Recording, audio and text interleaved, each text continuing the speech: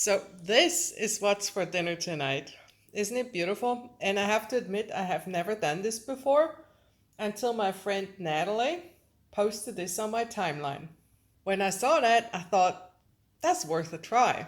And it also reminded me of my friend Lisa, the inner city girl in Chicago who has the YouTube channel Lisa's Always Cooking, because she doesn't even have a garden. And I thought, what a neat thing for her to do, to build her own garden in her kitchen and then eat it too.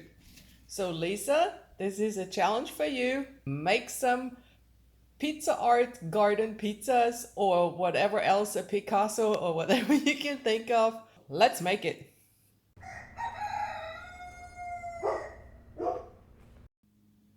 This is a test because I need to see which one of these things are going to retain color the best. I'm suspecting some just turn brown, that the blues are going to fade, the greens are going to fade. So I'm doing a test that's just half of a flour tortilla and all these things come from the garden. Let's pop it in for 10-15 minutes like we would with the pizza and see what happens. This is funny. What I didn't consider is that a flour tortilla doesn't hold up to 450 degrees like a pizza does. But it doesn't look too bad. I'm glad I did it. I like the asparagus leaves. The oregano's good. That sweet potato leaf looks very good. Forgot what this is.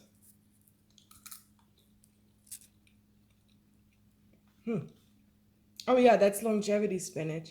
And then this color is quite cool. That's from the purple oxalis. What I did do, I oiled them all before I put them on. The blue ones are gone. That's not a big surprise.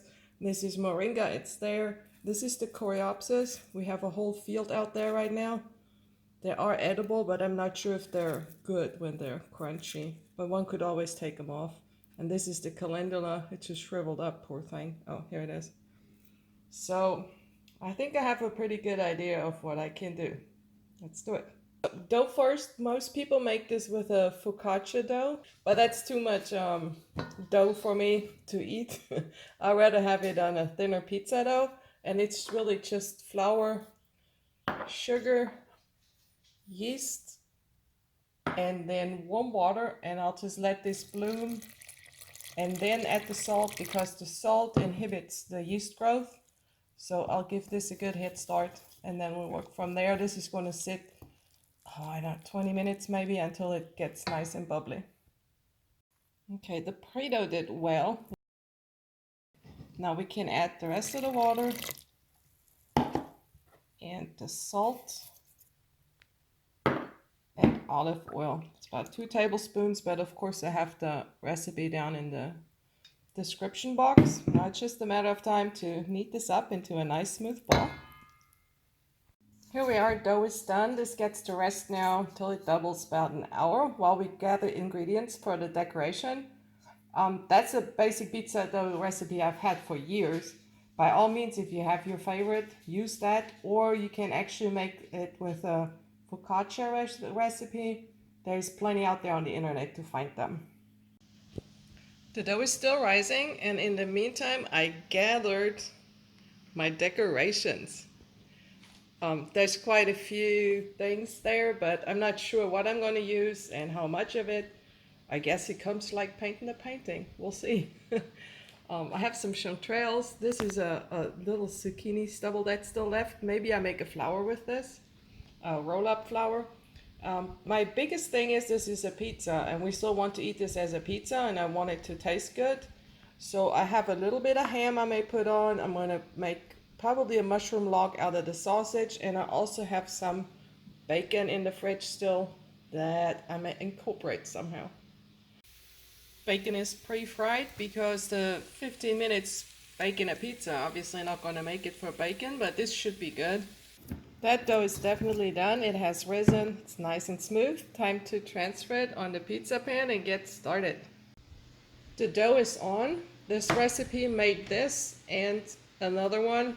That's mostly because, see, I made this really thin so I don't have to bake it too long and the decorations on top will brown too much. I have some olive oil on there like I would with any regular pizza. I'm gonna dimple this a little. I'm hoping it won't bubble up so much. because then it'll swallow whatever is on top. And then the first thing I put on, that's what I put on every pizza, is a little bit of crushed rosemary, dried one, for the taste, not for the looks. And then I suppose I'm getting started with, I don't know, the flowers first? The flowers first. No, I have to put the edge up first. So here are the bacon slices, and I figured I make this a border, and that way the guys still have some meat on their pizza, and it makes sense with the whole designing something. So I don't think I need to talk through this whole thing. How about I put some music on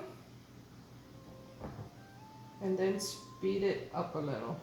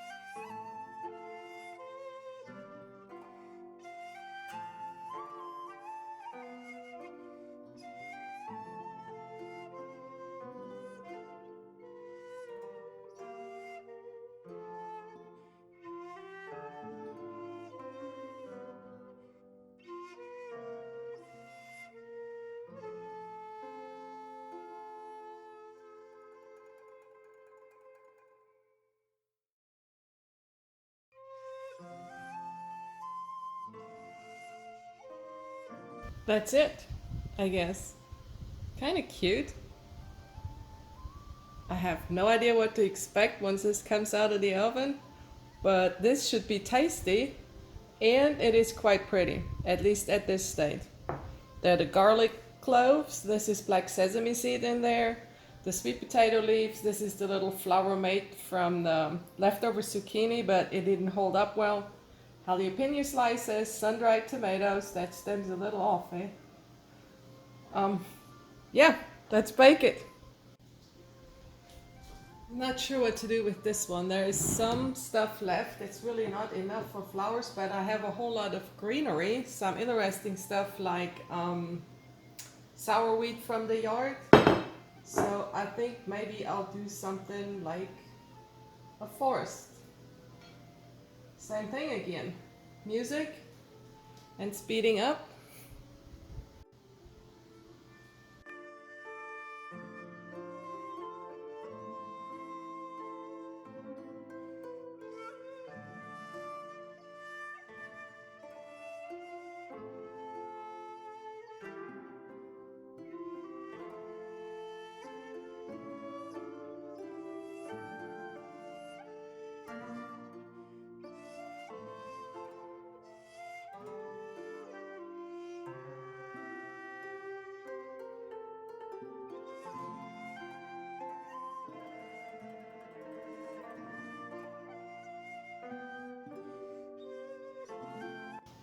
I thought jellyfish, but they really just looked like out of place mushrooms. So why not some celeries?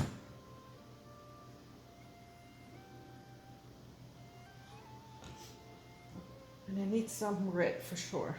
So let's imagine there are underwater tomato blooms.